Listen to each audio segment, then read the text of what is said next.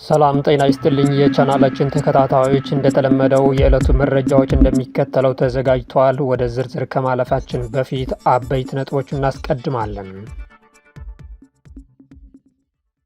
ጠቅላይ ሚኒስትር አብይ የባህር በር ጉዳይ የግድ መሆን ያለበት እንደሆነ ገለጹ። በ145 ሚሊዮን ዩሮ ወጪ የተገነባው የአሰላ ንፋስ ኃይል ማመንጫ ተመረቀ።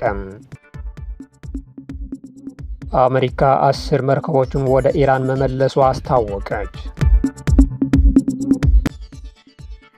ሶማሊላንድ እና ሶማሊያ ተፋጠጡ። የእስራኤል ዲፕሎማሲያዊ ግንኙነት ውዝግብ አስነሳም።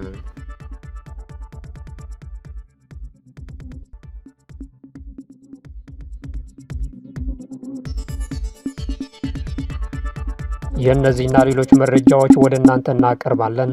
አብራችሁን ቆዩ። ጠቅላይ ሚኒስትር አብይ የባህር በር ጉዳይ የግድ መሆን ያለበት እንደሆነ ገለጹ።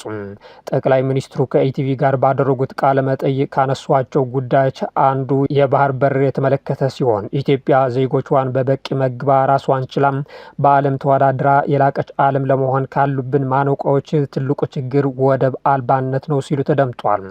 መንግስት ባለፉት ዓመታት የኢትዮጵያን የባህር በር አልባነት መፍትሄ ሊያገኝ ይገባል የህልውና ጉዳይ እንደሆነ በተደጋጋሚ ሲገልጽ እንደቆየ በማስታወስ አሁን ከኢራን ጦርነት ጋር በተያያዘ ምን ችግር እንዳለው ሁሉም ሰው እየተመለከተው ነው ብለው እንደሚያስቡ ጠቅላይ ሚኒስትሩ በትናንትና ቃለ መጠይቃቸው ተናግሯል።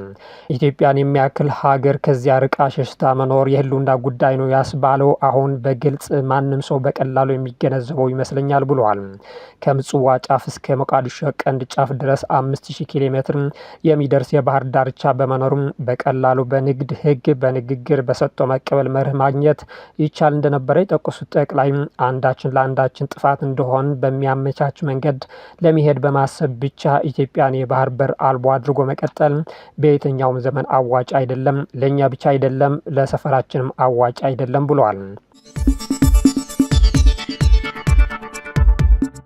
አሜሪካና እስራኤል ጥቃት የከፈቱባት ኢራን የዘጋችው የሆርሙዝ ወሽመጥን ማስከፈት የዓለም አጀንዳ መሆኑን በምሳሌነት ጠቅሷል። የቀይ ባህር ቢዘጋ ማስከፈት ከኛ በላይ ለማን አጀንዳ ይሆናል ሲሉም ጠይቋል።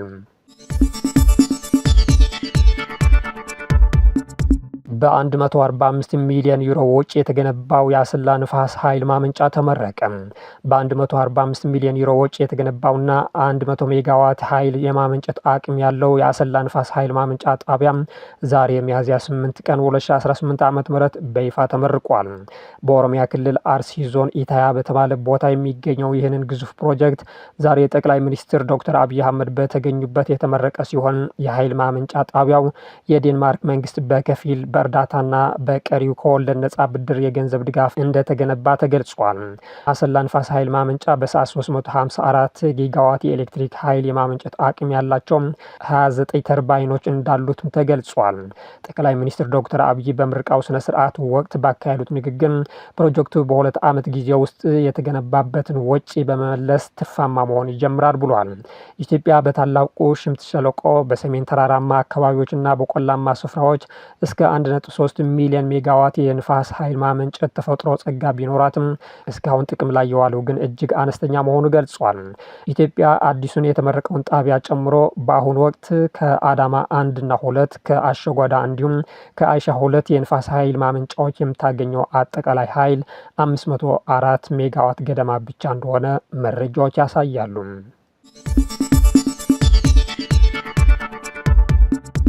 የመጅሊስ ልዑክ በአክሱም ጥቃት ዙሪያ ከሌተናል ጀነራል ታደሰ ወረደ ጋር ተወያየ።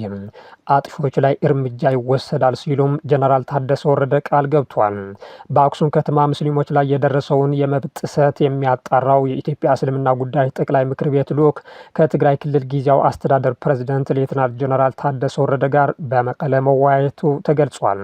በሚያዝያ 2 ቀን 2018 ዓ.ም በአክሱም ሰጋጆች ላይ ድብደባ መፈጸሙንና ቁርአኖች መቀደዳቸውን ተከትሎ የተላከው ይህ ልዑክ የተፈጠረውን ችግር ለፕሬዝደንቱ በዝርዝር አስረድቷል። ሌተናል ጀነራል ታደሰ ወረደ በበኩላቸው ጥቃቱን አውግዞም የክልሉ መንግስት ችግሩን በዘላቂነት ለመፍታትና ከእስልምና ጉዳዮች ምክር ቤት ጋር በትብብር ለመስራት ቃል ገብቷል።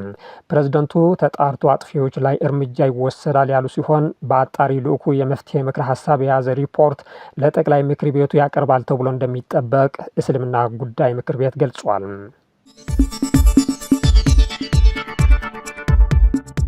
አሜሪካ 10 መርከቦችን ወደ ኢራን መመለሱ አስታወቀች። የአሜሪካ ጦር በሆርሙዝ ወሽመጥ ወደ ኢራን በሚገቡና በሚወጡ መርከቦች ላይ የጣለውን እገዳ ሰኞ ዕለት ገቢራዊ ከሆነ በኋላ አንድም መርከብ እግዱን እንዳልተላለፈ ገልጿል። ጦሩ መርከቦችን እንደሚይዝ ወይም ወደ ኢራን ወደቦች ለመግባትና ለመውጣት የሚሞክሩትን እንደሚመልስ ገልጿል። በወሽመጡ አልፎ ወደ ሌላ ሀገራት ወደቦች የሚገቡና የሚወጡ መርከቦች ማለፍ እንደሚፈቀድላቸውም ጠቁሟል። ትናንት ረቡዕ ምሽት የአሜሪካ ማዕከላዊ እዝ በሰጠው መረጃ 10 መርከቦች ወደ መጡበት እንዲመለሱ ተደርጓል። እግዱ ተፈጻሚ ከሆነበት ሰኞ ወዲህም ምንም መርከብ ሰብሮ አላለፈም ብሏል። ፕሬዝዳንት ዶናልድ ትራምፕ ቴሄራን በሆርሙዝ ወሽመጥ ከሚያልፉት መርከቦች ላይ ተሰበስበው የነበረውን ቀረጥ በማስቀረት እንዲሁም የነዳጅ ሽያጭን በማስተጓጎል ጫና እንደሚያሳድሩም ተስፋ አድርጓል። ኢራን እገዳውን የባህር ላይ ውንብድና ያለችው ሲሆን በባህረ ሰላጤው በኦማን ሰርጥና በቀይ ባህር የአጸፋ እርምጃ እንደምትወስድም ዝታለች። የአሜሪካ ሴኔት ለእስራኤል የሚደረገውን የጦር መሳሪያ ሽያጭ ለመግታት የቀረቡ 2 የውሳኔ ሀሳቦችን በድምጽ ብልጫ ውድቅ አደረገ። ይሁን እንጂ አብዛኞቹ የዲሞክራቲክ ፓርቲ አባላት ተቃዋሚዎቹ ጋር በመቀላቀል ሽያጩ እንዲታገድ ድምጽ መስጠታቸው ፓርቲው ለእስራኤል ባለው የፖሊሲ አቋም ላይ ከፍተኛ ለውጥ እያሳየ መምጣቱን አመልክቷል። ከ47ቱ የሴኔት ዲሞክራቶች መካከል 40ዎቹም የ$295 ሚሊዮን የቡልዶዘር ሽያጭን ለማገድ በቀረበው አንደኛው የውሳኔ ሀሳብ ላይ የድጋፍ ድምጽ ሰጥቷል። የዚህ የውሳኔ ሀሳብ አቅራቢ የሆኑ ሴናተር በርኒ ሳንደርስ እንዳሉት እነዚህ ቡልዶዘሮችን በምዕራብ ዳርቻ በጋዛና በሊባኖስ የሚገኙ መኖሪያ ቤቶችን ለማፍረስ ሊውሉ ይችላሉ። በሌላ በኩል 59 ሴኔተሮች አብዛኞቹ ሪፐብሊካኖች የጦር መሳሪያ ሽያጩን እንዳይታገድ በመቃወም ድምጽ ሰጥቷል። በተጨማሪም 36 ዲሞክራቶች ለእስራኤል መከላከያ ሰራዊት IDF የ$152 ሚሊዮን የ1000 ፓውንድ ቦምቦችን ሽያጭ ለማገድ የቀረበውን ሌላ የውሳኔ ሀሳብ ደግፏል።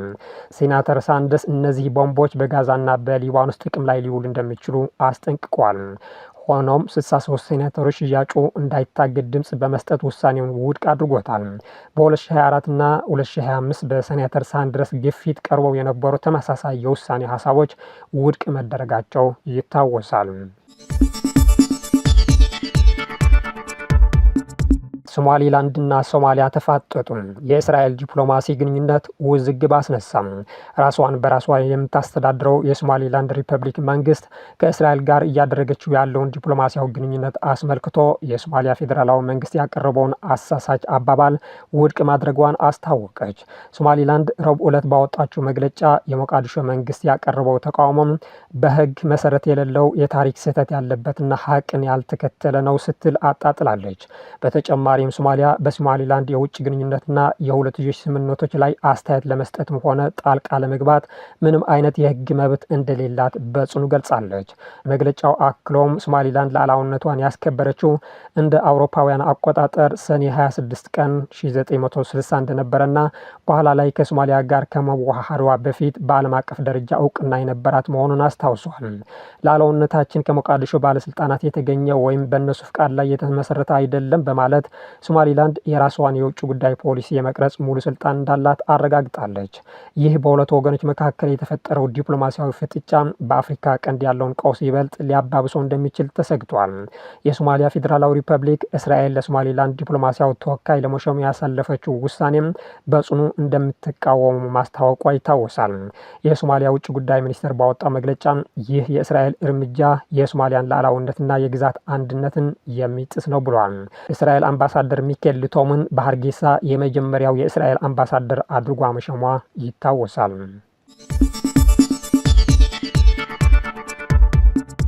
ቢሊዮነሩ አሊኮ ዳንጎቴ የዓለማችን 100 ተጽዕኖ ፈጣሪዎች ዝርዝር ውስጥ ተካተቱ። የአፍሪካው የኢንዱስትሪ መሪ አሊኮ ዳንጎቴ ታይም መጽሔት ይፋ ባደረገው የ2026 የዓለማችን 100 ተጽዕኖ ፈጣሪ ሰዎች ዝርዝር ውስጥ በድጋሚ ተካቷል።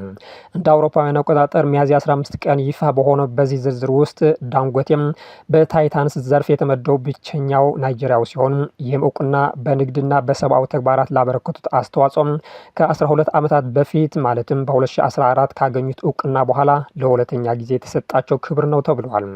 መጽሔቱ ዳንጎቴን ለዚህ ክብር የመረጠው በአፍሪካ የኢንዱስትሪ መስፋፋት እንዲመጣ በሲሚንቶ፣ በግብርና፣ በምግብ ዝግጅት፣ በኢነርጂ ዘርፎች ላይ ላደረጉት ግዙፍ ኢንቨስትመንት ነው ተብሏል።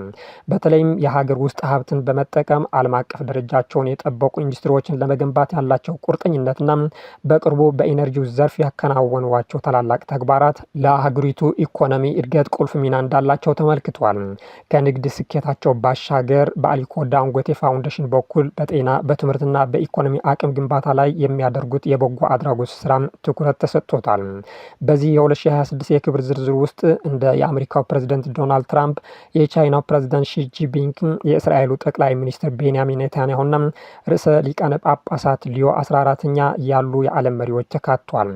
በተጨማሪም እንደ ሱንዳር ፒቻይ ያሉ የቴክኖሎጂ ዘርፍ ቁንጮዎችና የታወቁ የኪነ ጥበብ ባለሙያዎች ከዳንጎቴ ጋር በዝርዝሩ ውስጥ መካተታቸው የተገኘው እውቅና ምን ያህል ከፍተኛ እንደነበረ የሚያሳይ ነው ተብሏል።